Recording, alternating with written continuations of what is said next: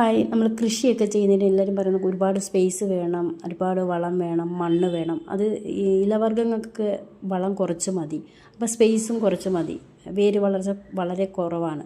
അപ്പം നമ്മൾ ചെയ്യേണ്ടത് ഇതുപോലുള്ള ബോട്ടിലുകളുണ്ടെങ്കിൽ കളയാതെ സൂക്ഷിച്ച് വെച്ചിട്ട്, ഞാനിപ്പോൾ ഇതൊരു തടി കഷ്ണമോ ഇതൊരു തെങ്ങിൻ്റെ ഒരു കഷ്ണം വീണതിലാണ് ഞാൻ ചെയ്തത്. അതുപോലെ തടി കഷ്ണം ഉണ്ടെങ്കിൽ അതിൽ ചെയ്യാം.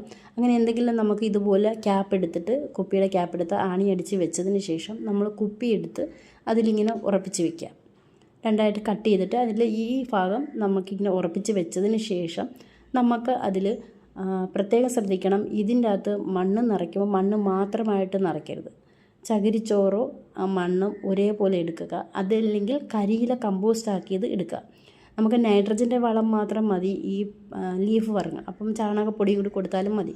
അങ്ങനെ ഇത് കൊടുത്തതിന് ശേഷം ഇങ്ങനെ വെച്ചാൽ നല്ല രീതിയിൽ ഇലവർഗ്ഗങ്ങൾ വളർത്തി കിട്ടാം. ഒരുപാട് സ്പേസ് ഇല്ലാത്തവർക്ക് ഇങ്ങനെ ചെയ്യാവുന്നതെന്ന് ട്രൈ ചെയ്ത് നോക്കൂ.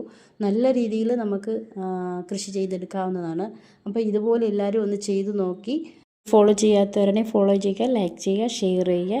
ഇതുവരെ എൻ്റെ ചാനൽ സബ്സ്ക്രൈബ് ചെയ്യാത്തവരാണെങ്കിൽ സബ്സ്ക്രൈബ് ചെയ്യുക. Thank you for watching.